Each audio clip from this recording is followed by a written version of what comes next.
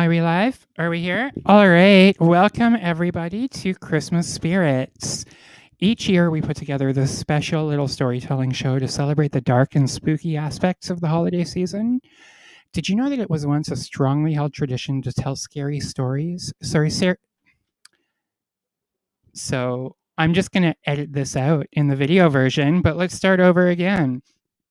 Welcome, everyone, to Christmas Spirits. Each year, we put together this special storytelling show to celebrate the dark and spooky aspects of the holiday season. Did you know that it was once a strongly held tradition to tell scary ghost stories on Christmas Eve? Maybe it's the chronic depression, or maybe it's because I was allowed to watch horror movies at a very young age. Thanks, Mom. But I've always been fascinated by the macabre, the gory, and the just plain weird. And even as a kid, I would let my Halloween spookies spill over to the Christmas season with unabashed enthusiasm. And it's really no surprise because the Christmas season is just this somber time when the nights grow longer and longer, when snowfall dampens the atmosphere while it illuminates on clear nights as if to celebrate the moonlight. This is a season of death as well as rebirth, of stillness and bitter cold. Don't let the grand festivities lure you into a false sense of comfort. The warmth of the fireplace, the twinkling lights, the chamber carols sung by cherubic choirs. These are merely distractions created to protect us from the dead of the winter season. Be warned, the winter solstice is among us, and the darkest day of the year, when the dead have their strongest hold on the living. As Charles Dickens wrote, the ghosts of Christmas are really the past, present, and future, swirling around us in the dead of the year. They're a reminder that we're all haunted all the time by good ghosts and bad, and that they all have something to tell us.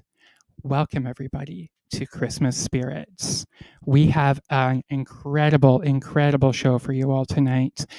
Some of my best friends, some of my favorite comedians, some of my favorite storytellers, all gathered here together to share their spookiest Christmas stories and their creepiest jokes and all of their most wonderful, scary, creepy experiences. So that's what this show is all about. We have 6 storytellers, 6 performers this evening.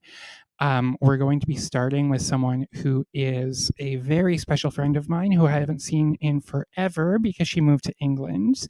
So let's thank her for joining us currently at 1 o'clock in the morning to tell her story. Here is Emily Ferrier. Hi, Yay! Emily. Hi, Hey. Alice. Thank you for having me again. Thank you. I'm gonna give you the screen. So happy to see Thank you. you. Happy to see you. Hi, everybody.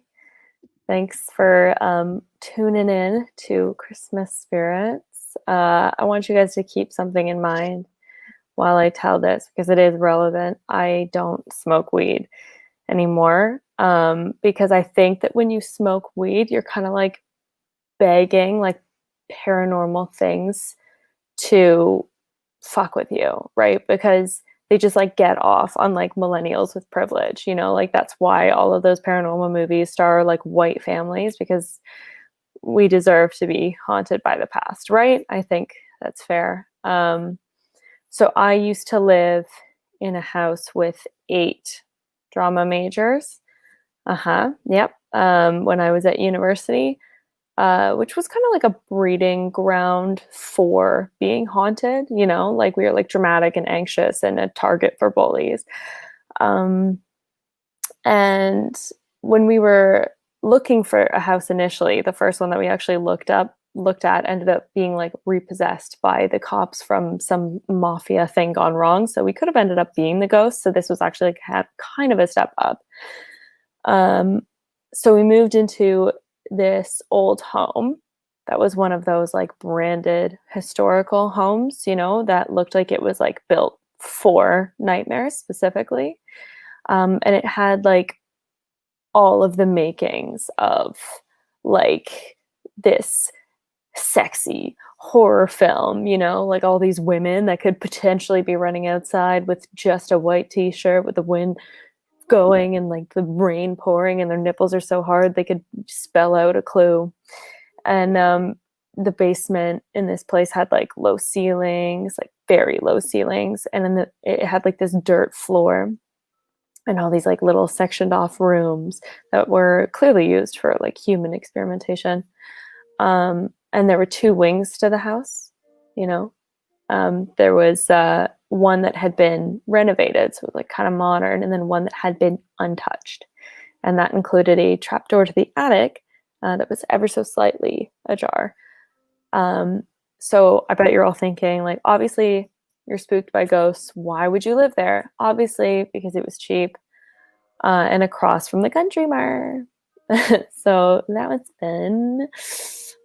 So obviously, group of white girls moved into a clearly haunted house. What's the first thing that we do, right? We obviously pull out the spirit board. What's a spirit board? It's like a Ouija board, but like a millennial version of it. You know, it's like more inclusive. It talks about star signs and has auras and colors and like just like a hint of cultural appropriation. And we started to ask this board about our futures, you know, like what was ahead of us in this transitional time in our lives. And it all felt like the opening of a Hallmark movie, except like with a lot more weed. And everything was going well. You know, we were like loving what we were hearing from the spirit board. It was like kind of like validating, like one of those bots on Instagram where you know it's fake, right? But you still feel it all the same. And then at one point we asked a question that the spirit was clearly feeling was too personal. And obviously we didn't back off, right? Kept prying. We're 20-year-old like drama majors. So that was how we got off. And then the spirit got like really irritated. And all of a sudden, like the light started to like glow. And like, I know that that's what lights do, but they were like swelling, right? And it turned like ominously greenish.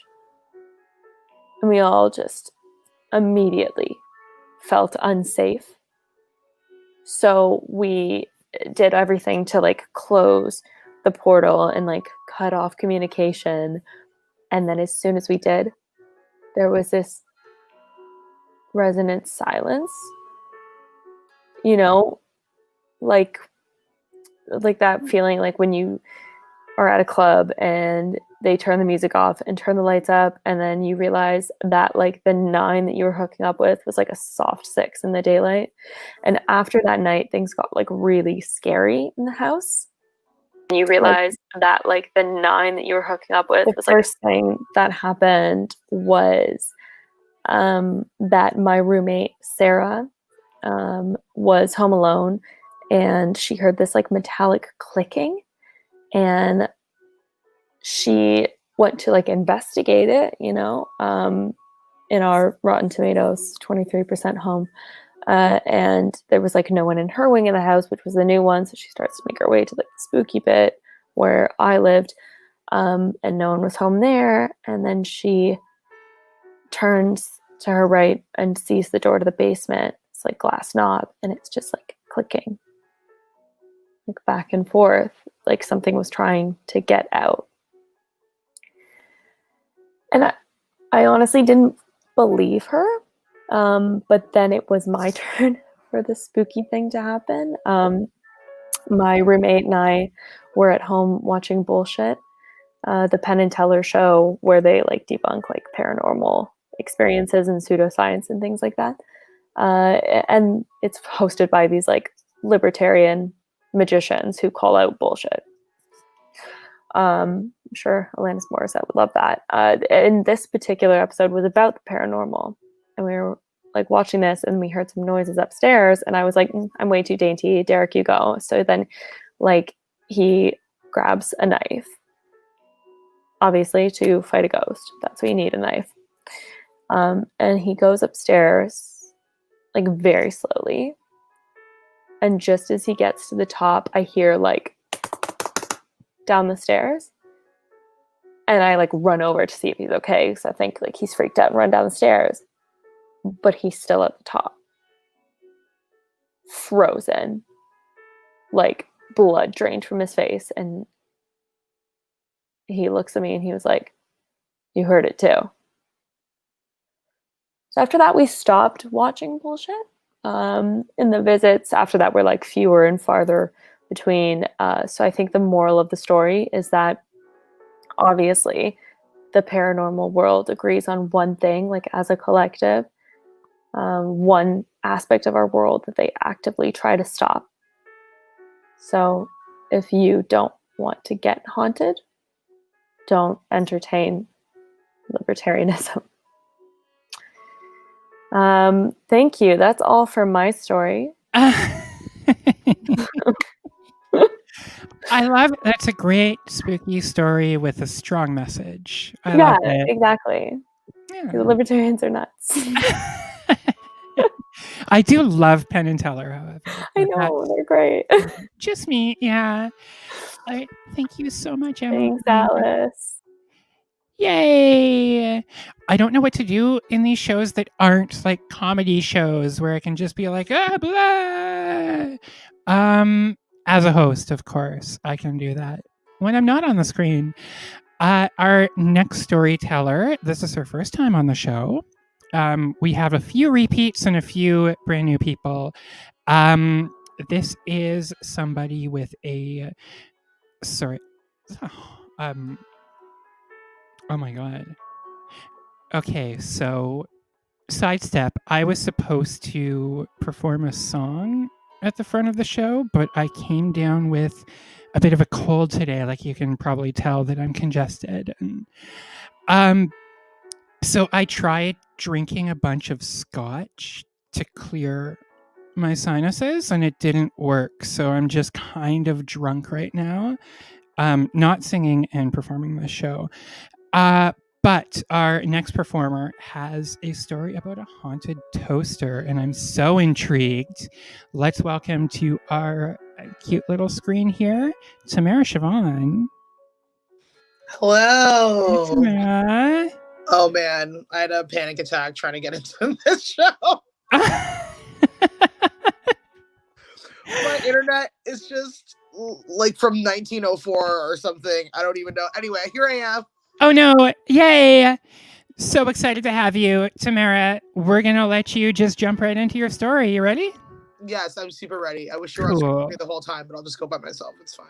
Aw, sorry. I could stay with you. I mean, I want to see your reaction because, but it's fine. You don't have to stay on with me. I know that you like. I've hosted shows before. You're about to like go pee or something really cool.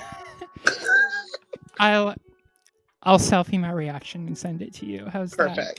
Perfect. Okay. Okay. Everyone's hearing that music, right? I love the spooky music. I'm trying to make this like very like creepy, but like this music is just literally calming my nerves. The opposite. I guess that's why it's happening, because they want you to have your nerves calm for the things that I'm gonna say. I just want to point out first and foremost, it wasn't a toaster. But there's a lot of things that we'll get into along the way. So I was 13 years old, and 13 was a weird time for me because I was trapped in this like extended French program that I told my mom explicitly multiple times I didn't want to be in. And I tried to fail my French test so that I wouldn't have to leave all of my friends in the school that I was with. But it turns out when you try to fail something strategically, it actually shows the board how good you are at French. Anyway, so I was trying to like fail this. Things were like a weird time. I got accepted top of my class into this French. This is not a bragging thing for me. I'm just letting you know that I am good at French, but I didn't want to be. Okay. And so I'm doing this whole thing. I'm getting this French school application. I have to leave and go to a separate middle school with all of these people. And around that time, really weird things started happening. I started developing, and I don't know if you've ever had this, but I started developing this thing where every time, I love how I'm saying, I don't know if you've ever had this. Every time I'd go to sleep, I'd feel like someone was like literally choking me to death. Anyone? So I realized that was sleep paralysis, but it felt a little bit different. Like I was like not just regular sleep paralysis. It was the kind of sleep paralysis where like you were too awake, like you could feel the motions of everything. It was like you weren't fighting in your sleep, you were fighting awake. And I was like, this is really weird. Like, why do I feel like I have to constantly be like struggling to breathe before I get into a REM cycle, you know? Anyway, that started happening slowly but surely over the course of a few months. Like, I couldn't go to sleep without feeling like I was being like strangled underwater. And like, I just want to point out in reference here, like, I'm a good person. So like, I was like, there's no way it's for something I've done in my life. So I started, after a while, after 2 months, I started hearing my mom call me all the time. And I was like, oh, that's like, and so I'd be responding and she'd be like, oh, like Tammy, which is like, what? And please, if you know me, don't try to start calling me Tammy. I don't enjoy it. I told my mom this multiple times, but like when she raises you, it means that like she gets to choose whatever. So she started calling me Tammy all the time. Tammy, come here, come make this soup. Tammy, come here, come do this thing. So she'd call my name out. She'd be like, Tammy. And I was like, yeah. And then I would get up and like get regular decent clothes on. It's like my room, my space. And then I would get in there and I'd be like, what is it? Like, what do you need help with? And she's like, what are you talking about? I never called you. And I was like, yeah, you did. I heard you call my name multiple times. Like, no, I never called you. So for 6 days in a row, this started happening. I'd be sitting down, I'd be doing my own thing, and I'd hear like, Tammy, come here. And I was like, all right, getting my slippers on. I'm like, yeah, what do you need now? Like, why do you keep calling me all the time? My mom was like, I don't know what's going on with you, but I'm not calling you. I haven't called you one time. I would not ask a 13-year-old to finish making dinner, which fair point on her side. So I was like, what's going on? This is really weird. So on the 7th day of this happening, it started being like a little bit different than my mom's voice. It started being like, Tammy. I was like, whoa. It's like, Tammy, come here. And I was like, maybe it's someone else. Like maybe it's like my dad. Maybe my mom has a cold. Like I don't really know what's happening. And so I go out and I'm like, Mom, honestly, like I know you're trying to like I know you're trying to do this on purpose. It's not funny. I know you think it's funny. Like what's going on? She's like, I'm not calling you. And now I'm starting to get weirded out about you coming here all the time, like asking how you can help with things I never asked you about. So my mom went and saw somebody. And she was doing this on her own accord. She was like, I'm going to go and I'm going to go see somebody. I want to know some details about my future. And I was like, okay, yeah, go do that. Like, go find out some stuff about your future. Like, let's figure it out. So she goes, she's gone for like, I don't know, close to 2 hours. And she comes back and she has this like weird look on her face. I was like, Mom, what's up? Like, what's going on? And she was like, so I was doing this whole reading. I was like getting all this information and it was really like accurate, really on point. I was really like, this woman knows what she's talking about. And then she's like, but the way she closed the meeting was really weird. And I was like, well, how did she close the meeting? And she said, so all in all, everything's going to be fine. But your daughter, tell her to stop responding to those voices. They're demons. I was like, what? What are you talking about? And apparently there was a group of demons living in my vacuum, an old vacuum that we had for like 20 years. And so this vacuum had, guys, I know you're trying to be like, how does this vacuum have demons? But I don't really know. It was like, remember those old brown like vacuums and they looked like wood, but it was just a sticker. I had one of those. And then apparently the demons were like living in there.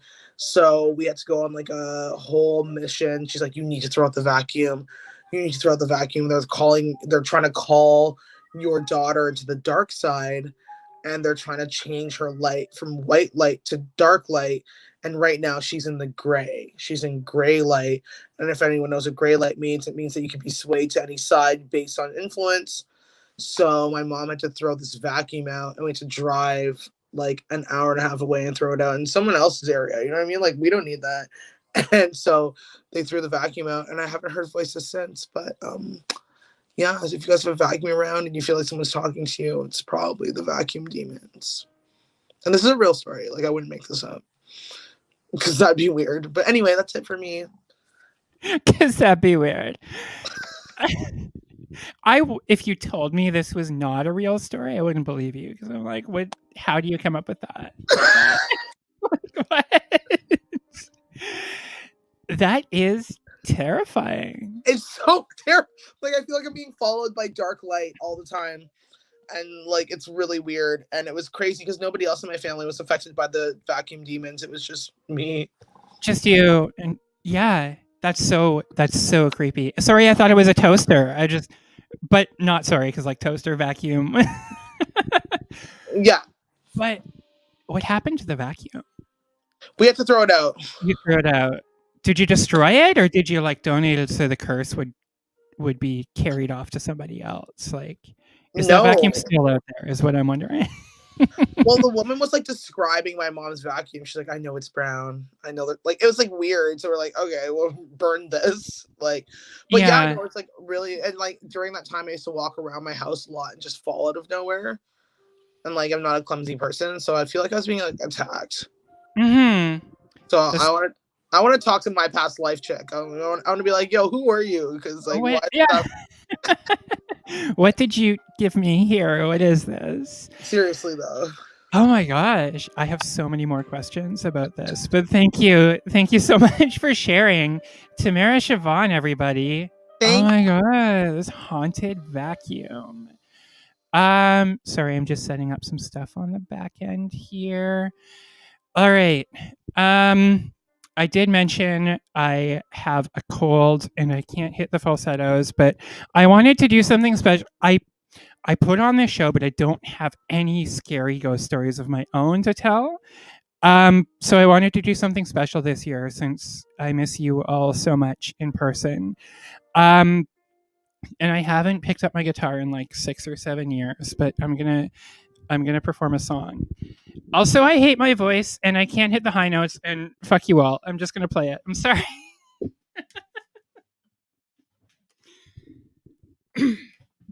I hope you can hear this too. It's awkward with just one mic.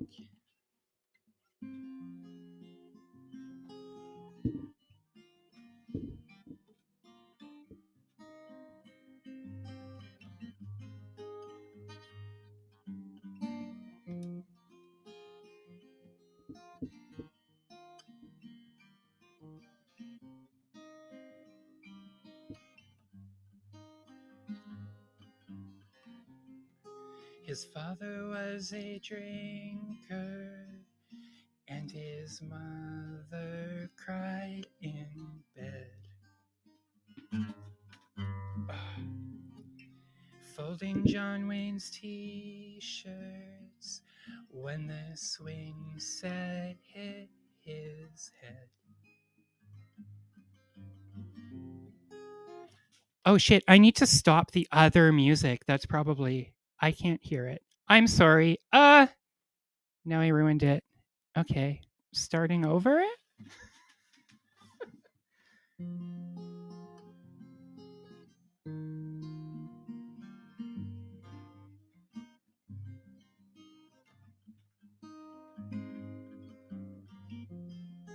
His father was a drinker, and his mother cried in bed.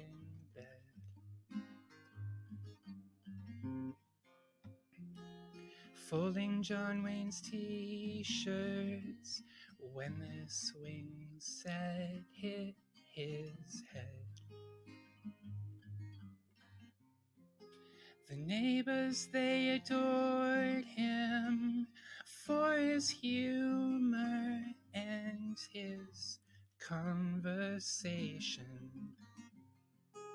Look underneath the house there, find the few living things, rotting fast, rotting sleep on the dead. 27 people, even more. They were boys with their cars, summer jobs. Oh my God. That's it. Ooh, are you one of them? He dressed up like a clown for them, with his face paint white and red.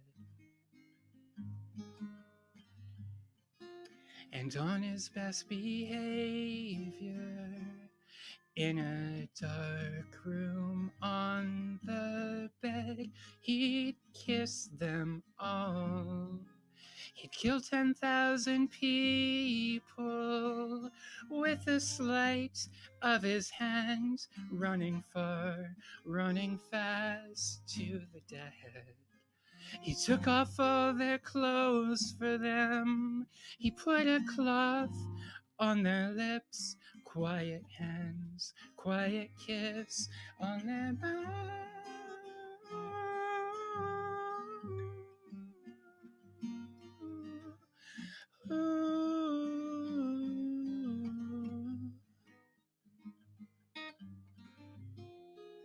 And in my best behavior, I am really just like him. Look beneath the floorboards for those secrets I have hid. Thank you. All right. I wanted to perform a song, and like, what kind of song goes for a creepy Christmas thing? So what better song than a song about the serial killer John Wayne Gacy, who raped and murdered 33 children and teenage boys in the 70s. So I'm a huge fan of true crime and serial killers and things like that. And nobody really scares me as much as John Wayne Gacy. So just wanted to share that song. And with warning, my falsetto completely fucked up there. So yay to colds. We're going to keep the show going. I have more pathetic, sad stuff to perform for you in between acts, but let's continue on with more stars of the show. Our next performer, are they the Grim Reaper? Here they are to tell you. Amber Dewar. Hey, Amber. That was great, Alex. Thank you. Thank you. I love your mic. Super Thanks. Yeah, I needed something because I'm just used to having a mic, so I had to use a spoon. I absolutely get that. And this is your first time performing on a virtual show. Yeah, so bear with me, guys. I'm not used to seeing my face while I perform, so I hope that that doesn't throw me off. So I feel like this is like a sports newscast right now. Like, oh yeah, I'm ready to hit the big the big sports ball. Yeah, the big sports ball. Yeah. I love it. I'm sure you're going to do great. Here you are, Amber. Oh. There. Oh, here I am. Yeah. Okay. Is anyone here over the age of like 70? Because if so, you might want to mute this or leave. I can't take any responsibility for what happens next. I was blessed with the spirit of death a few years ago, and I don't know when it's going to come back. I was the last person to see two people alive twice within 2 weeks of each other. And I'm not a medical professional, so this was kind of a big deal for me. Actually, at the time, I was working in a historic garden at a historic manor. And at this manor, we partied like it was 1855. I had to wear like a historic dress with like 2 petticoats underneath. And I'm more of a pantaloons guy, but only the men were allowed to wear those. And I know this is a supernatural comedy show, so I know what you're wondering. You're like, are there like ghosts there? Did you see any ghosts at this historic manor? And what I have to tell you is that I wouldn't know because they made me wear this like bonnet that had more blind spots than a minivan. So if there was like a spooky noise, I'd be like, where's that spooky noise? Like just like had to like fully like go 90 degrees to look at it. And we also had to use historic tools in this garden. So it's kind of funny because like on a first day of most jobs, they give you like a laptop and a mouse and you like, you know, you look up like the employee code of conduct or something. But at this job, they just handed you a garden scythe and said, hey, you go tend to the fields. So that's where I was. I was tending to the fields. I was taking care of some parsnips when I got a call from my mom. And she was like, hey, Amber, how are you? And I was like, I'm good. How are you? And she was like, oh, I'm good. Actually, I'm not really that good. So your grandmother, she just took a turn for the worst. So you might want to get here as soon as you can. And so I reacted to this news kind of like Simba reacted when Nala told him that Scar had taken over Pride Rock, where I was just kind of like, you know, I know this is a big deal and I need to go, but it's really going to mess up my Hakuna Matata, you know? And so I started going towards my boss and I was just like, wait, you know, have you ever been on probation at your job? And you have to, you know, ask to leave early. So I go to my boss and I'm like, hey, so can I talk to you for a sec? And he was like, yeah. And I was like, hey, so my mom just called. I know I shouldn't be at my phone at work, but I really tried to disguise it. And, you know, it was my mom. So I felt like I had to answer it. And she just told me that like my grandma's dying. But, you know, if you really need me here, I'm sure I can make something work. And he was just like, Amber, please go. The plants will be fine. Your grandmother might not be fine. So you should probably get your priorities straight. Also, I don't know why you think I have this like loyalty to capitalism, like over your family. Like, who do you think I am? Scrooge McDuck. And I'm just like, hey, thank you. Bye. And so I arrive at the hospice and my grandmother's lying there. And this is a really uncomfortable situation for me. Like I've never done anything like this before. And so I don't know what to do. And so I kind of sit on the chair next to her and I grab her hand and I just start talking.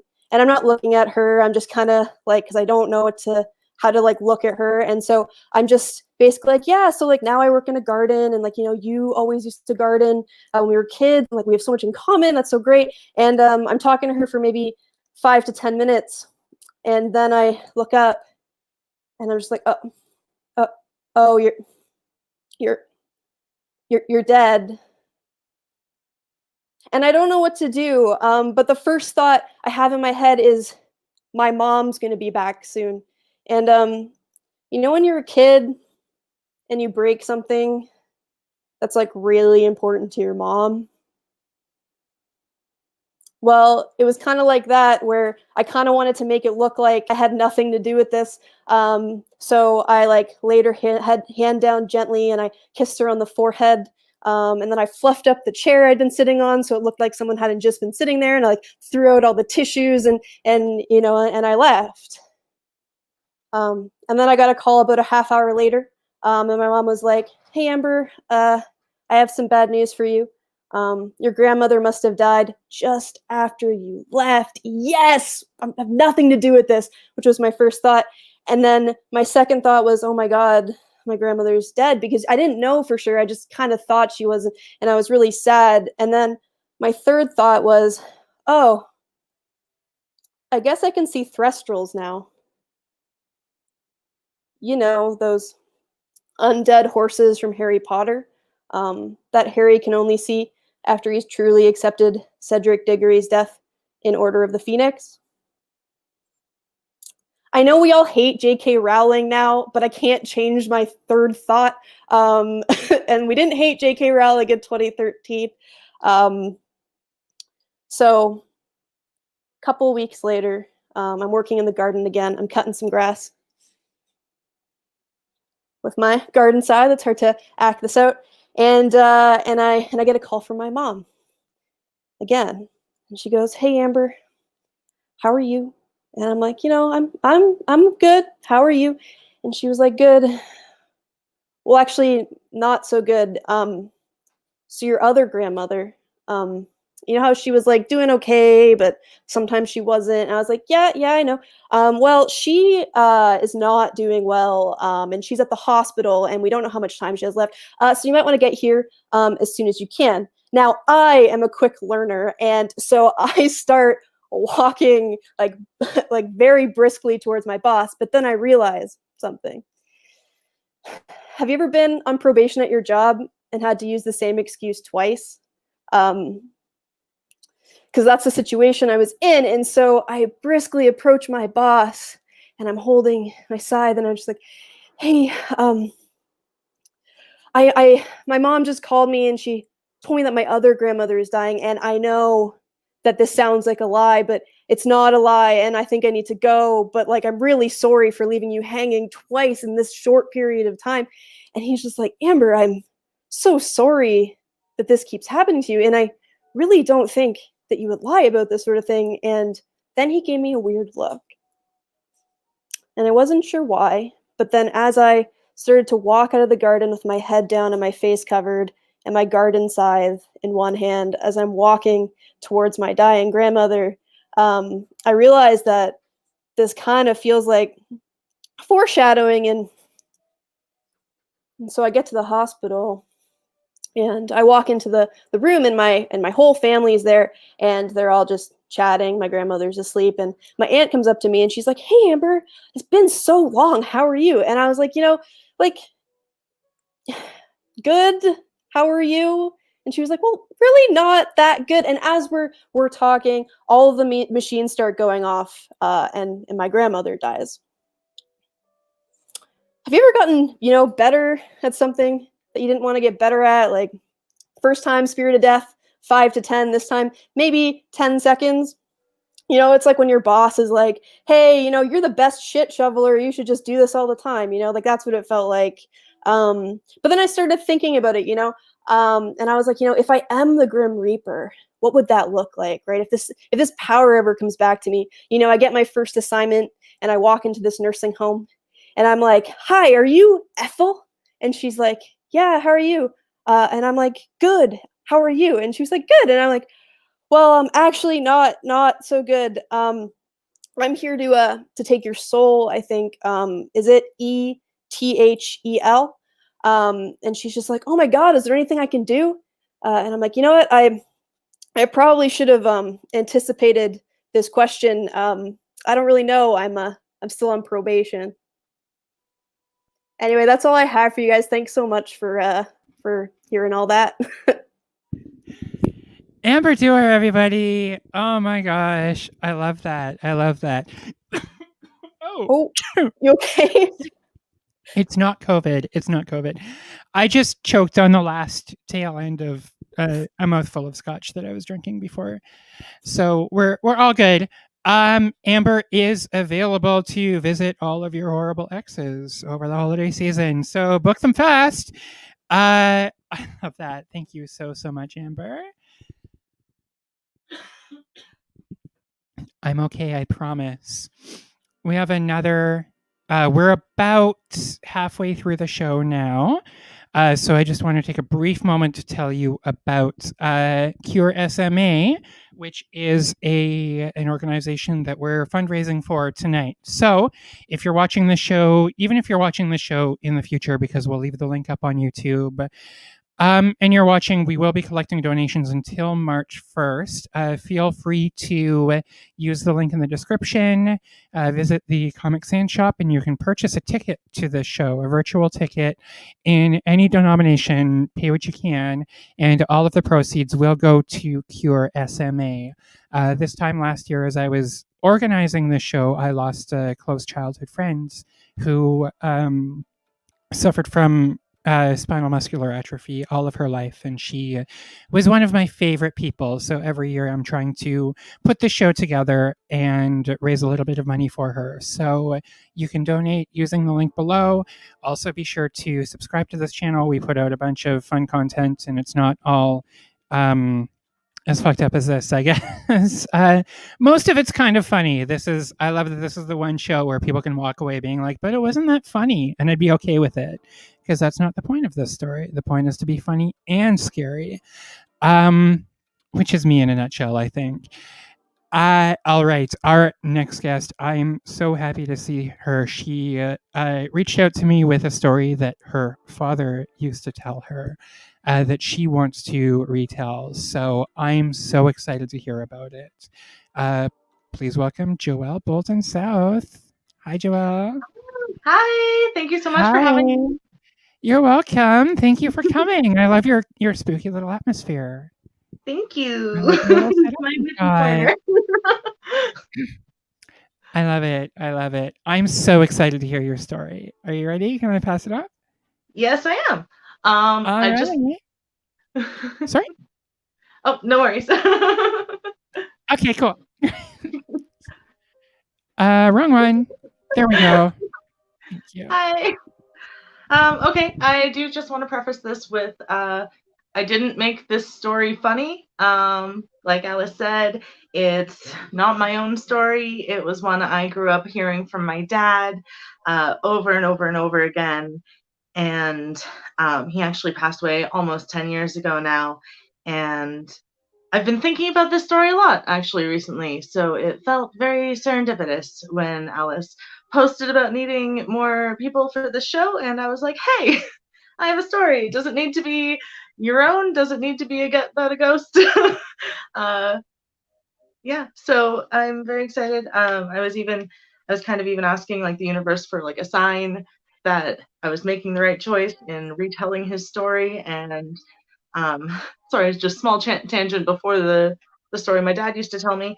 I was looking through some old stuff and I found this old memory card and it had a photo and 2 videos of him. And like, this was literally just yesterday after I was like, should I be doing this show? Is it like going to work out? And then the first video on the memory card is literally like the first few seconds is of him just like looking at the camera and nodding and then like looking, like smiling and nodding and looking back. And I don't think I could find a clearer sign than that this is the right time to tell that story. So story time. So my dad grew up always spending a lot of time on the road, going across Canada. He loved cross-Canada trips. Ever since he was 16 was the first time he hitchhiked across Canada. He always told me about that. He was really proud. And this story takes place on one of those trips through the great country that is Canada, our home. This happened in probably the late 70s, early 80s. I'm going to recall the details as best I can. And he was driving across Canada with a friend of his. And this would have been in the middle of the night in probably the middle of Manitoba. I want to say it was either Manitoba or Saskatchewan, but I'm remembering Manitoba, so I think it was Manitoba. And it was on one of those dark highways where there's hardly any lighting and there's just fields and fields surrounding you and like a street light like once every kilometer. Like it's just dark and empty. And suddenly as they're driving along the highway, the headlights start to just like flicker and blink and go out. So naturally, my dad decides to pull over, as is safe to do when driving on a dark road without any headlights. And him and his friend get out with a flashlight to investigate and see what's going on with their car. And he turns on the flashlight and he's looking around. And then the flashlight also starts like flickering and flickering out and just goes out. Now, my dad, he was a seasoned road tripper. I know, and as he had assured me that he knew, he had put fresh batteries in the flashlight just before this trip. It should have been good to go. So the fact that it just flickered out and stopped working, even after he hit it a couple times, he shook it a bit, and it just was out. So in frustration, he threw it back in the car, and I remember he always told me, to this day, I still regret. He still regretted that he didn't throw it on the ground instead, so he would have a marker as like a landmark of where the following events happened. But he threw it back in the car, and just as he did that, him and his friend both noticed a light in the sky just like floating and like hovering over the fields near where they were, not like right next to them, but like a field over. And him and his buddy just look at each other and they're like, do you see that? Like, are you seeing what I'm seeing? And as they're like watching it, the light splits off into two separate lights. And like there's just like two floating, hovering orbs of light at this point. And one comes to the field near where they are and is like hovering around, and the other one goes to the field across the street, and they're both like hovering around, and it almost looks like they're scanning the area or looking for something. And my dad and his friend are not even sure what's going on right now. They've never seen anything like this. And so both of them are just like, we should get back in the car. And before they do that, the lights came back together, but instead of like going back into one solid orb like they had started, they were just like two lights side by side, and they started like barrel rolling away across like the field. And my dad was always a bit of a wild man, a hippie, and he was like, hey, we should like follow it and see what's going on. And so him and his friend get back in the car and he starts driving. The lights are working now, I guess, like since the light has gone further away, like the lights in the car are working when he turns it back on. And as he's driving, he notices it's 12:01 in the morning. And then as soon as he has like notices that time on the clock, like that, him and his friend are both asleep. Like he has no recollection of what's going on, like of what happened, until they're both waking up 12 hours exactly later at 12:01 in the afternoon the next day in a parking lot in a motel down the same highway. Zero recollection of what happened in between noticing it was 12:01 and getting in the car to drive, and then waking up in a parked car safely in a parking lot in a motel. So naturally both of them are like, did that seriously just happen to us? Like there's no way that like actually just happened. They were both hippies, maybe it was a bit of weed. But like they both were just like, there's no way, like they both had the exact same experience. And so my dad he decides to keep an eye on the newspapers in the area for the next little while to see if there was like anything about it. And a couple days later, there's reports of a military flyover in the area. But what my dad described doesn't sound like anything that I've heard of being used in the military since the 70s. And I feel like if that was technology they had, wouldn't they be using it? I don't know. It sounds like a cover-up to me. But yeah, that's my dad's UFO story. I grew up hearing it all the time. It was one of my favorite things to hear him tell me. And yeah, thank you for giving me a chance to retell it tonight. Oh, wow. That was wild. That That, on top of just crying and eating a lot of junk food, during this pandemic, I've been just like reading and listening to podcasts and things about UFOs and about alien abductions. Like, honestly, the Navy confirmed the validity of UFO tapes and things like this, and there's so much evidence like this shit just happens. And your story reminds me of this really popular account of this family who was driving down a highway, and then they all fell asleep at the same time. They lost consciousness, and then they woke up down the street in a parking lot. Everything was exactly the same. Everyone was fine, but the grandmother was in the driver's seat, and the mother was in the passenger seat, and they were switched. And the grandmother had never driven a day in her life. So, like, why would she be driving? And that just reminds me of this. And I believe your dad's story 1,000,000%. 1,000,000%. Yeah, and so do I. Like, I honestly heard it so many times growing up, and like the details never changed. Like, they probably changed in this retelling because it's been like over like almost a decade since I've heard it. But yeah, like I fully believe him. That is wonderful. Thank you for sharing that story, and course. thank you to Thank your you.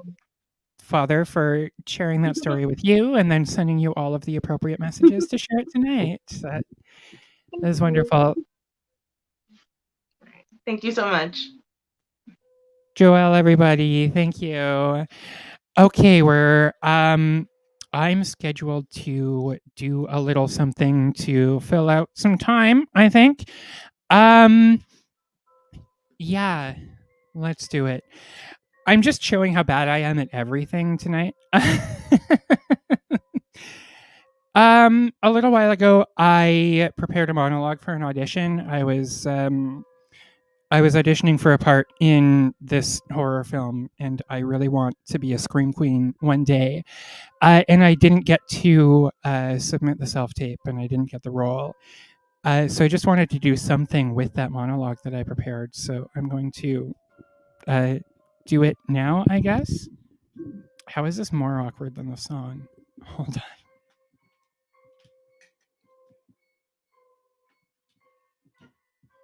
on. Okay.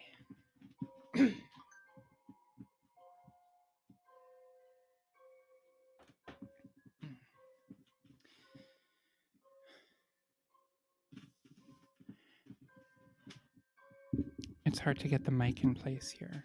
Okay. Carl was driving down Rural 86 during the storm.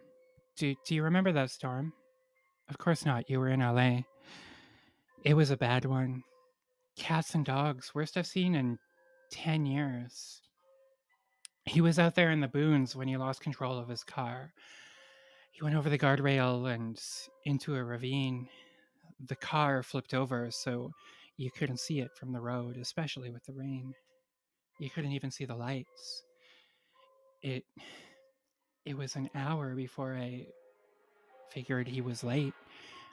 Almost 3 hours for anyone to start looking for him. I just kept thinking, maybe he stopped off somewhere, waited out the weather.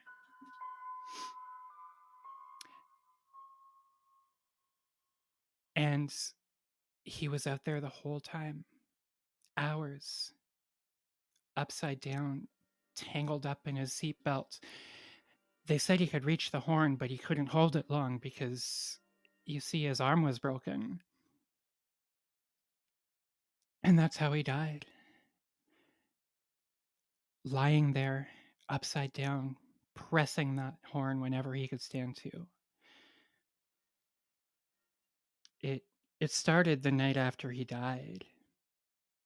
I'd be sleeping in our bedroom and I'd feel rain, I guess. Drops of rain falling onto my cheeks. And I'd wake up and look up at the ceiling and there'd be nothing, but my face would be a little wet, and the pillow too. It gets worse. I heard a car horn. Short bursts. Distant at first, but close enough to wake me up. And then finally, and this was after the funeral, you see, after they buried him, I felt the rain on my cheeks and I heard the horn and I looked up and there he was, staring down at me, the rain dripping from his hair. The blood had pooled in his cheeks. His face was just a dark, deep purple.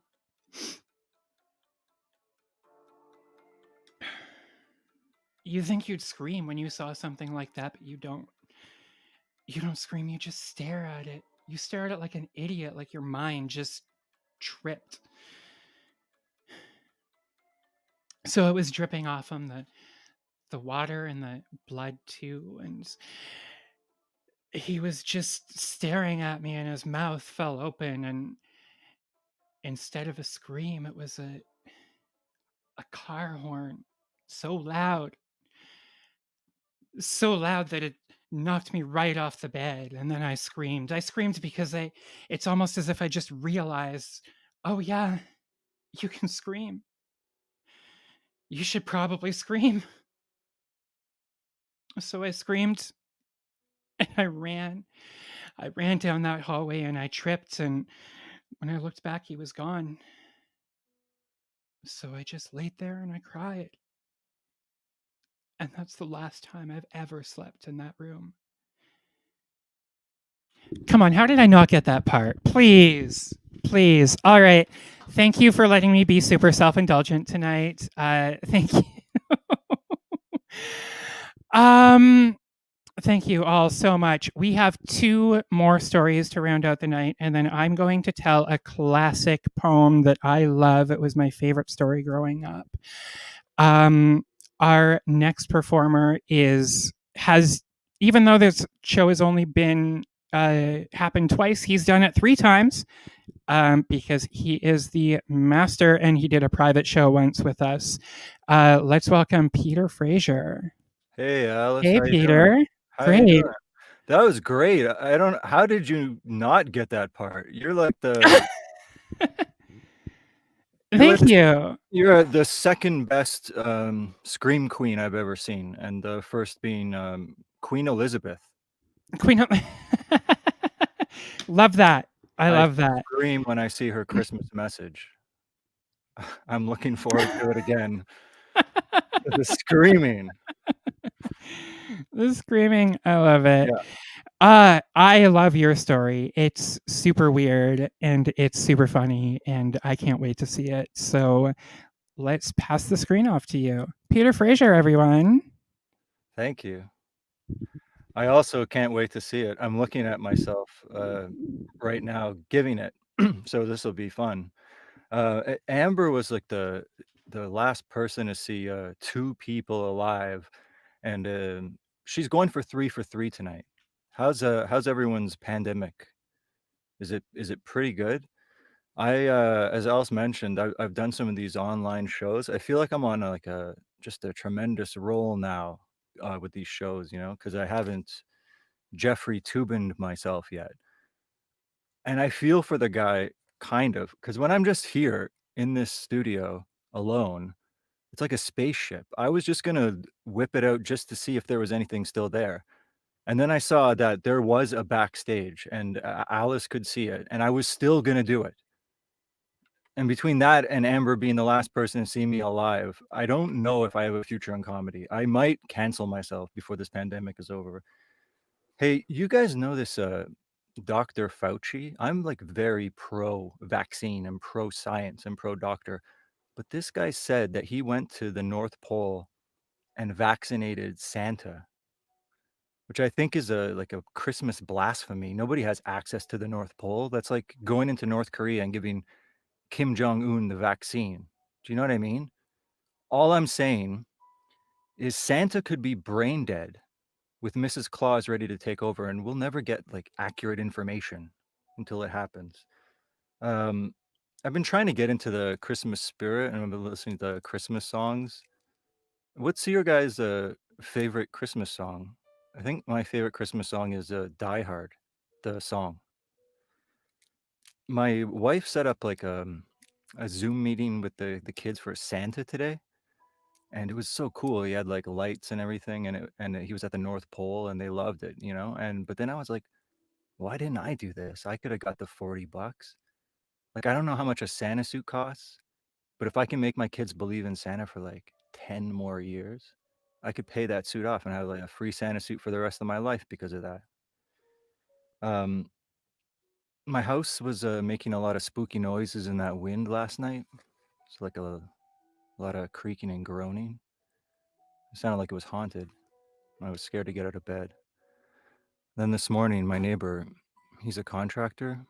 He explained that this is all fairly normal for an old house that had so many murders happen in it. It's the restless spirits, I'm a well-adjusted individual now, but I would say over maybe the first 30 years of my life, I had just so many run-ins with the paranormal, so many spooky specters and happenings and poltergeists and sleep paralysis and demons. And I'm not going to tell you about any of those. I'm going to tell you about something that actually happened. because I was thinking of that word paranormal, you know? Like, why do they even have normal in it? It's it's mostly para. But I'm gonna I am a skeptic, you know, like I could tell you for every ghost story what rationally happened. Um, but I don't know what happened with this one. And so I'm just gonna tell you something that I understood to be paranormal and that affected everyone around me. And we'll see what you think of it. I was in high school, believe it or not. It's like a fully graduated. Most of my friends were from Weston, Ontario. It's part of Toronto, but was a village before in the northwest side of the city. Um, we are in a park called Crookshank Park. It's a very good place to smoke weed if you're a teenager, because there's giant ravines on all sides.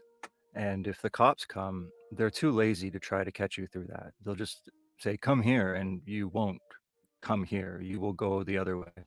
So it was really awesome. It's in the Humber Valley, but if you've ever been to like the nice part of the Humber where the salmon run and people stand at the banks applauding them, it's not that part of the Humber River. Like Weston, the salmon still pass through, but nobody encourages them. Nobody is a fan of fish there. Um, and we were in a larger group. It was at night. We were in a larger group because if you run into anyone in Weston at night, 2 or 3 people with you, probably not going to cut it. You need 5 or 6. So we would go down there just to hang out. And we had been back at school maybe 3 or 4 weeks. I think it was early October. It was like one of the first chilly days, you know, and we were underdressed for it. It caught us by surprise. Like we felt weird because of it too. There was a chill to the conversation. We were quiet just because the weather had got us. And I think that realization, you know, when the first cold comes and you're at school, that oh, this is finally it. Like we're here all year. Our park's going to be taken away from us because it'll be winter. We'll have nothing to do. And we were just like, settling in for the long haul, you know. And if you're in that park at night, you're really up to no good. There's only 2 entrances for like at least a kilometer. And if you're there, you are dumping a body or smoking weed. So we were good boys. And there was no bodies being dumped. So we were on a picnic bench in a forested area, but there was a little clearing where the bench was, you know, and we were all sitting around it and sitting on it. And we were talking. It was Ali, Jason, Colin, John, Lucas, Eric, and myself. We were just hanging out as normal. And I remember in one of those silences, because it was a very somber conversation, we noticed there was someone just on the edge of the clearing watching us. And you could tell right away it was a woman in shadow. The light was behind her. She had long, stringy hair. She was really thin. She was dressed in white, kind of all shabbily. You could see her. And I could almost see eyes like looking at me, but they seemed a little bit silver. I couldn't see her full face, but I could see the wisps of her hair and the light catching it. And I remember everyone that noticed her just stopped silently. And someone said, hey guys. And we all looked at her. But what was strange is we didn't make any other motion. We all froze. It was like we didn't want to just make any motion and have her notice us, which was really strange because there was like 7 teenage boys there and we were fairly tough, you know? And she took a little step towards us and she spoke and she said, "Where's my husband?" Just like that, you know? And I just froze. And I remember a panic was building inside me for no reason at this old woman. And I had these terrible thoughts in my head, like something bad was going to happen to us if she came any closer, and I didn't want her to. And none of us spoke. We all froze. And then she asked again, "Where's my husband?" I think one of us said, "Oh, we don't know. We don't know." And she said, "You're keeping him from me." And I just remember just a blind panic. And I wanted to run at that moment. And I'm looking around. I could see I wasn't the only one. There might have been one other person that was just looking at her normally, and the rest of us were frozen in terror. And yeah, she finally left, and it was so strange. And I remember exhaling slowly when she was gone, like something awful could have happened. Like we were in mortal danger. Like she crawled out of that swamp, of that river, just for us. Like she could smell our blood, and that's why she came to us. It really was a terrible feeling. And we talked about her, and I remember us theorizing about why she was there. And we said that, oh, maybe her husband died and she's senile and she's roaming the path looking for him, you know? And this she does this a lot. And I remember my friend John says, what if she comes back? And I remember when he said that, how terrified I was at the thought of an old woman coming back. Like we've met all kinds of people in this Crookshank Park. We've met gang members, we've met the police, we've had all manner of trouble. But this is the thing that terrified me the most. And I remember my friend Colin joking and saying, if she comes back, I'm going to fuck her up. And John said, if she comes back, I'm going to run. And I thought, I'm with John. Because you know that saying about like if a bear's chasing you, you don't have to be faster than the bear. You just have to be faster than the person you're with. That's what I was going to do. And I think I was faster than John. Sorry, John, if you're watching, but I was going to hang you out to dry to this old woman. And she did come back. I mean, and we thought she was gone, but I knew she was going to come back. And she stood at a distance again and she asked, where's my husband? Just like that. And all of us froze again. And then finally she said, where's my husband? And my friend Ali said, I think your husband's 6 feet under. Just like that. And she went, no. And we all looked at him thinking, holy shit, what are you doing? Don't talk to her. Just leave her alone. Let's go. She said, no. And she approached him. And one of us, Ali, got up like in a defensive kind of posture at this woman. She was like a frail old woman. And one of us said, Ali, chill out. And as soon as she heard that, she became gleeful. Like she was so happy to know his name. And she raised her arm at him and pointed at his chest, coming towards him. Ali, like naming him, like as if by knowing his name, she had power over him, and she was pointing at his chest and she was coming closer. And he knocked her arm down just like this as she touched him. And I really, in my mind, an image flashed of Ali hurting this old woman. And the scarier thing is I was feeling this is what she wants him to do. She wants him to do this. She's been setting this up the whole time. This is what she wants. She is going to destroy us. And she kept saying, Ali. And then he got in her face and started shouting at her in Arabic. And as she did, she started screaming. She was like, ah. And he had his hand in her face now, and he was shouting at her. And she backed up a little bit, and she was still shouting and screaming. And then one of us said, let's just get the fuck out of here. Let's get the fuck out of here. And we got up and we started going, Ali staring her down and still screaming at her. We had to drag him away from her. And she just stood there, continuing in convulsions and screaming, ah. And then I'll never forget this. She got up on one leg, stood on one leg, this frail old woman, perfectly balanced, while her body shook and she began screaming again, ah. And we just walked away from her, so slowly looking at her. And just as we were about to round the bend, she yelled at us, you'll meet others. And it was pretty messed up. And so Ali and I lived in the same area in Etobicoke. So we took the bus home together. I got off at Kipling, he got off at Martin Grove. And he asked me, what do you think she meant by we'll meet others? And it was fairly obvious to me that we were going to be perpetually haunted by demons for the rest of our life. And then I asked him, what did you say to her? And he said it was a Arabic prayer against the devil, which I didn't like too much. Her reaction in hindsight, not really what I wanted to hear, you know? The story doesn't really have an ending with her insofar as that, but a couple of weeks later, Ali paged me.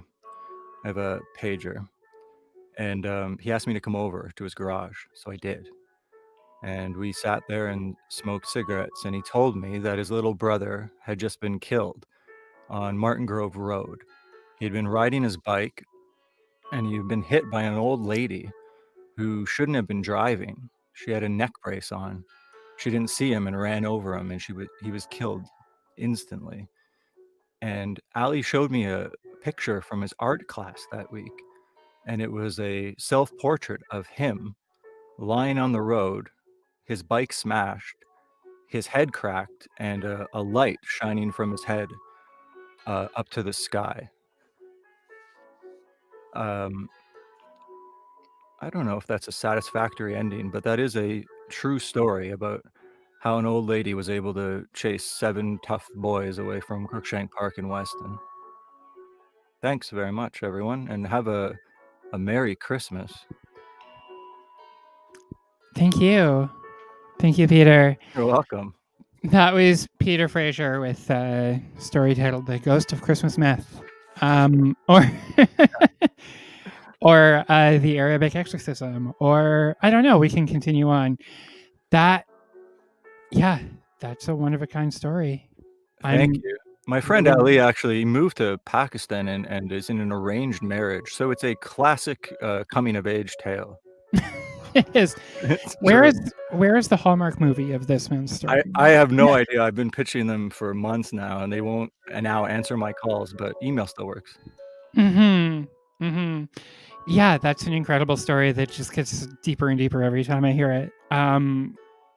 Stay away from Crookshank Park in Weston. I still go there sometimes, and I see that exact spot, and I'm still terrified. And they've taken out the bench and everything, and they've built some kind of almost like a parkour stretching course that nobody ever uses because it's in Weston. Really, Right. nobody uses it. And I think that was where, like, I can't believe they built this exercise court where the devil stood.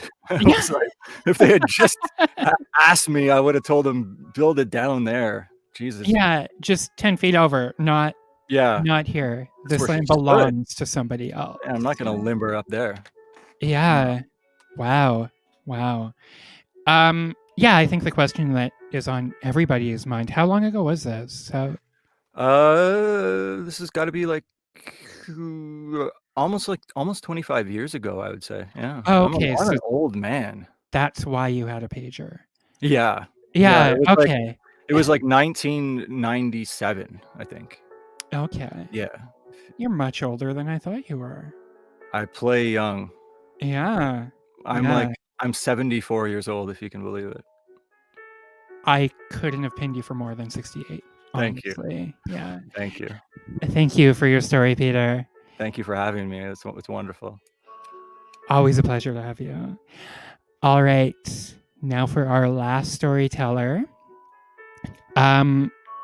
Content warning. I know we're all stuck at home, but if you're not stuck at home, make sure you have somebody to walk you to your car if you have to leave and go home tonight, because our next story is sure to terrify you.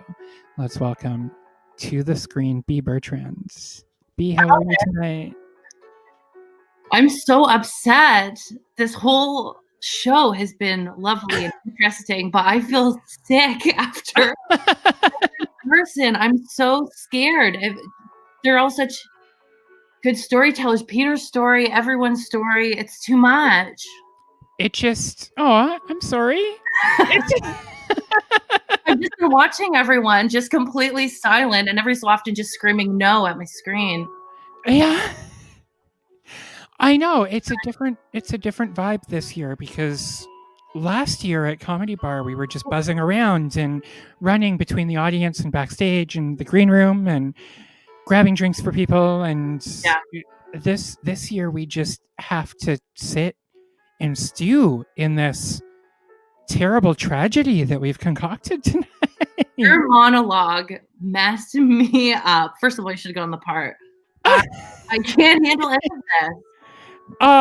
Thank you. It's from The Haunting of Hill House. Yeah. Like the first episode, there's this old woman trying to tell her story to the guy who wrote the book. And I'm just like, I need to know this. I need to perform that. Yeah. So I'm glad I was able to do something with it. Yeah. Yeah. I'm at my girlfriend's place and she's over doing stuff, and when you were doing your monologue, we were just silent, and then she was like, "What is she? Is that her story? Is she performing it?" And I'm like, "She's not reading anything. Her eyes are closed. Like, this is just crazy. I don't know what's happening. This is so scary." Aw. Thank you. Yeah, hopefully I get a part in a horror film. What's your favorite scary movie, B? I don't know. I watched a couple of times The Haunting of Hill House, and then that Bly Manor one, which was really good, but really sad, but really, really good. I know it could have, like, you could have just removed 2 or 3 episodes from the middle, I think. But I loved it. It started off as this great horror story and then became like the queer love story of the decade. And just such a beautiful, beautiful tale. Spoilers for anyone who hasn't seen it. No. I think the scary movies that still freak me out the most are the Paranormal Activity series, because it's so you can see it happening. It's not, there's so many things that happen that are so scary, and you're like, this is reasonable. I can see this happening in it, like the little tiny, creepy things. And then with the handheld formats and the found footage format kind of thing just really messes it up. Yeah. Oh my God, I'm being such a baby tonight. I'm so creeped out by everything. I don't want you to leave, and I understand that you will, and that's completely okay. But I feel like before you do, I have to acknowledge that last year, the show was so fun and so lovely, but it was such a funny and lovely communal moment, because we all got there and we're like, we're going to tell creepy stories. And I think universally, Peter was there and Emily, all of us kind of realized at the same time, oh my God, we have to make this funny. And Peter was telling his story kind of early on, and he was funny and the audience was laughing, and it was really scary, but also he's so charming and funny, and he's a great storyteller. But I was freaking out because I was like, this is a really scary story that I haven't talked about in so long, and I don't know how to make it funny. And then I went on last, I think, like you're doing to me now. I don't know why you asked me back. But at the end of the show, the audience was a great audience, and I feel like they really enjoyed the show, and they were very responsive. And at the end of the show, a guy came up to me with this girl that he had told me that it was their first date. They had been online, and he wanted to take her to a comedy show. And I'm like, oh, that's so great. And he told me that my story ruined their date and ruined their night, which was so rude. But it was a very jarring thing to be told. And I was like, sorry, but also it's a creepy comedy show. Also, mission accomplished. That's what I came here for. Did it. I remember that because I hadn't heard your story. I just had a synopsis of it in a text message, and then I'm listening backstage, and I know that Trisha, my girlfriend, is she's a big baby as well. And I knew that she was watching, and I was just like, oh my God, Trisha's watching. Oh my God. We didn't sleep that night. So no, I love it. And that's what I want, because we perform comedy, but we don't know how to perform. Like, we don't get opportunities to perform outside of the comedy sphere. And so many of us are such good storytellers. And I could write a book about my thoughts about like intersections between horror and comedy and the tension and release play that goes into it. And all, anyways, long story short, I can't wait to hear your story again. So we're going to bring you onto the screen, and I'm going to sit back and watch. Yay! Beaver friends, everybody. Thank you for having me on again, Alice. All right, friends, buckle up. So I grew up in Scarborough, I know, in this semi-detached house. And I remember really early on, a lot of weird things that were easily explainable for a while would happen. Like, I was really not okay at all with when my parents would be in the basement when I was trying to sleep. I just felt, oh my God, this music, I can't handle it. Okay. No, it's really good. So I remember really early on when my brother and I, all of our bedrooms were upstairs, and I was really unsettled. Like like irrationally so. I couldn't sleep. I couldn't handle it. I would just get up and like kind of pace and wait for my parents to come upstairs to their bedroom because I couldn't sit with them being in the basement. I don't really know why. And I remember early on hearing, for years, hearing footsteps. And you can hear that really specifically. Wish you could picture what the old layout of my place was. But upstairs, it was my parents' bedroom, and then there was a long hall. And then my bedroom and my brother's bedroom were right next to each other. So if you stood in the hallway, you can see both of our bedrooms. All right. So I remember hearing footsteps, and I would tell my mom about it. And we had a cat, and she would be like, it's just the cat, or, you know, it's something else. But the cat would always be sleeping, you know, on a couch or on a bed. It wasn't the cat, and it just sounded different. And this happened for so long, and then I don't remember when this started, but I used to have this recurring dream. And it was so scary. And it was kind of brief, but it was terrifying. And it felt like it lasted for so long. And all that would happen in the dream was I would be in my bed, and I would have the same view that I would have if I was lying in my bed and lying on my left side facing the door. And it would just be the door, and I would hear footsteps. I would hear footsteps, and it would be really slow. And for whatever reason in my brain, well, it doesn't really make sense, I would roll onto the floor, but it was the floor, the side of my bed facing the door. I'd roll onto my floor, and I'd pretend that I was dead. Which in retrospect, you know, obviously it would make more sense to hide on the other side, but I would always do the same thing. And I would sit and I would wait. And I would have my eyes closed, and I would hear the footsteps getting closer and closer and closer. And then I would open my eyes. I don't know why, but I opened my eyes, and there would always be this man, and he would be standing in the doorway, but he would never be looking at me. He'd be facing away from me.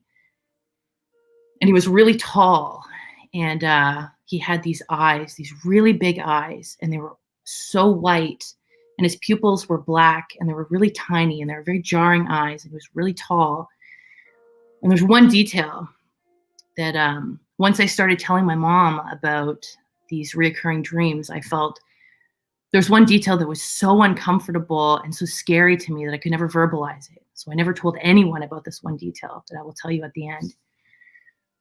But almost every night for forever, I would have this dream, and you know, it would be the same view, looking at the door. And then somewhere along the line, 2 reoccurring dreams started. And one of the second recurring dream would be, I'd be in my kitchen. Wish you could picture this, but I always had where we would sit on my table. My brother was, the table was against the wall. My brother was sitting with the chair against the wall, kind of looking out, and I was sitting at a chair that was facing the wall, and my father and my mother. But in this dream, I would hear the same footsteps, and I would always know that the same man would be walking down the stairs to the kitchen area, and he would stand in the doorway, and I would look over, and he was never looking at me, but he was there, and it was so scary.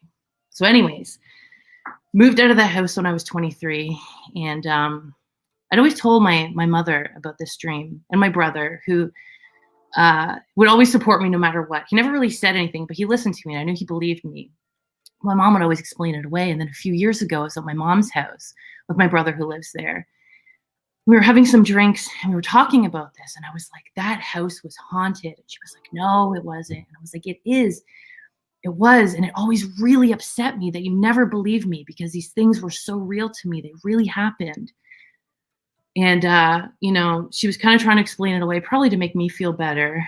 But we were in her living room talking, and I was getting really passionate about it, because I was upset that I spent so many years in fear, knowing that these things happened, knowing that these things were so real to me. And I was explaining, he would walk down the hallway, and he would be standing in my doorway, but he would never look at me. And then my brother, who's never said anything at all, said because he was looking at me. Oh my God. And so he started describing both reoccurring dreams without me giving details. And I was reeling and realizing that every time I had this reoccurring dream, every time I was so scared, I wasn't taking into consideration where this man was looking. I just knew he wasn't looking at me. But the entire time he was looking into my brother's room. And then my brother said he had a really, really red face. And I remember it was so terrifying to me because he had a bright red face and big white eyes with tiny black pupils. And I realized that every recurring dream I had, when I was so scared for myself, I didn't take into consideration at all where he was actually looking. And my mom was quiet, and we really haven't talked about it ever again. And I feel like after listening to all these stories tonight, I should have some sort of hilarious lesson in this. But I think that the lesson is, Mom, if you're watching this, you should have believed me. I told you. I've completely creeped myself out. I'm never sleeping again. Alice, you need to come on here and apologize for me and everyone. I'm so sorry. I love you so much. I'm so scared all over again. Oh my God, I'm going to be sick. I think the hardest part of that story is that it still terrifies you. It really, I feel so sick. I have goosebumps. It's so scary. And that translates, and it terrifies me. I'm shedding tears.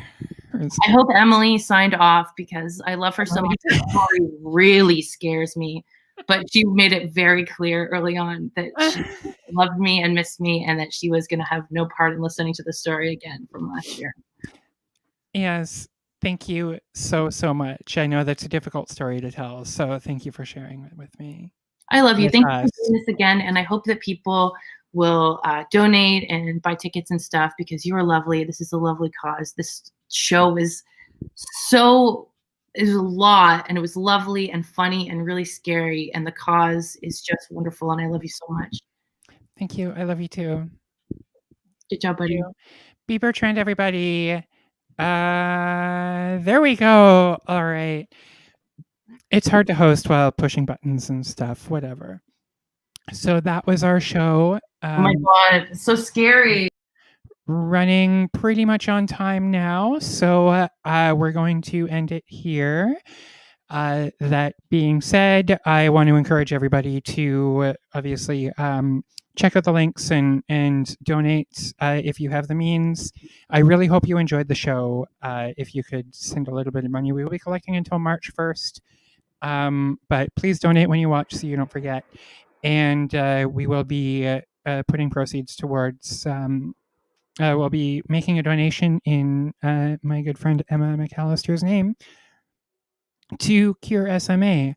I want to leave you with one final thing here to just round out the hour. This is my favorite story, my favorite poem from childhood. It's called The Cremation of Sam McGee by Robert Service. And it's one of my favorites because it's old enough that it's in the public domain, so I can tell it on YouTube and not be charged for it, which I love as a producer. So without further ado, this is The Cremation of Sam McGee. There are strange things done in the midnight sun by the men who moil for gold. The Arctic trails have their secret tales that would make your blood run cold. The Northern Lights have seen queer sights, but the queerest they ever did see was the night on the marge of Lake LaBarge. I cremated Sam McGee. Now Sam McGee was from Tennessee, where the cotton blooms and blows. Why he left his home in the South to roam round the pole, God only knows. He was always cold, but the land of gold seemed to hold him like a spell, though he'd often say in his homely way that he'd sooner live in hell. On a Christmas day, we were mushing our way over the Dawson Trail. Talk of your colds, through the parka's fold it stabbed like a driven nail. If our eyes we'd close, then the lashes froze till someone we couldn't see. It wasn't much fun, but the only one to whimper was Sam McGee. And that very night, as we lay packed tight in our robes beneath the snow, and the dogs were fed and the stars overhead were dancing heel and toe, he turned to me and, "Cap," says he, "I'll cash in this trip, I guess. And if I do, I'm asking that you won't refuse my last request. Well, he seemed so low that I couldn't say no. Then he says with a sort of moan, "It's the cursed cold, and it's got right hold till I'm chilled clean through to the bone. Yet 'tain't being dead, it's my awful dread of the icy grave that pains. So I want you to swear that foul or fair you'll cremate my last remains." A pal's last need is a thing to heed, so I swore I would not fail. And we started on that streak of dawn. But God, he looked ghastly pale. He crouched on the sleigh and he raved all day of his home in Tennessee. And before nightfall, a corpse was all that was left of Sam McGee. There wasn't a breath in that land of death, and I hurried, horror-driven, with a corpse half hid that I couldn't get rid because of a promise given. It was lashed to the sleigh, and it seemed to say, "You may tax your brawn and brains, but you promised true, and it's up to you to cremate those last remains." Now a promise made is a debt unpaid, and the trail has its own stern code. In the days to come, though my lips were dumb in the heart, how I cursed that load. In the long, long night, by the lone firelight, while the huskies, round in a ring, howled out their woes to the homeless snows. Oh God, how I loathed the thing. And every day that quiet clay seemed to heavy and heavier grow, and on I went through the dogs were spent and the grub was getting low. The trail was bad and I felt half mad, but I swore I would not give in. And I'd often sing to the hateful thing, and it hearkened with a grin. Till I came to the marge of Lake Labarge, and a derelict lay there.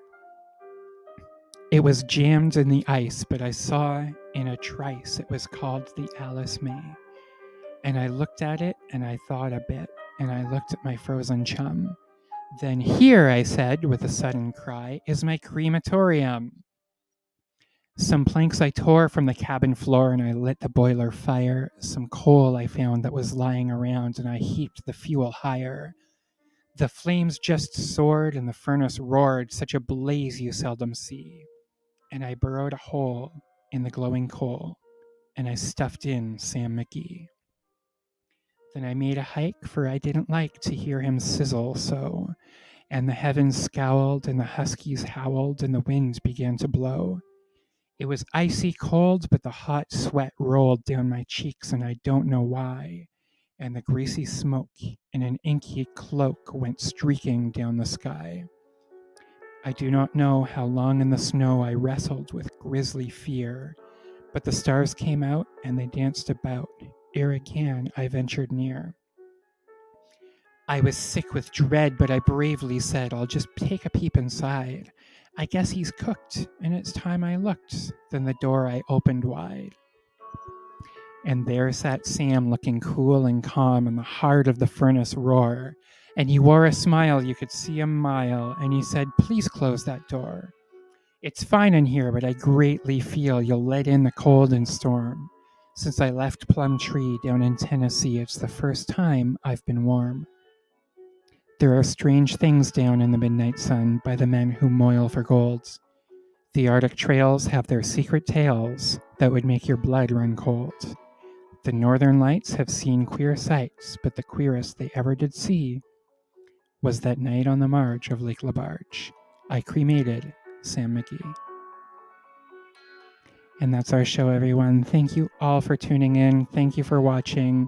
Thank you to all of the performers for their lovely stories tonight. Have a warm and wonderful holiday, despite all of this creepy stuff that we've explored tonight. Happy holidays.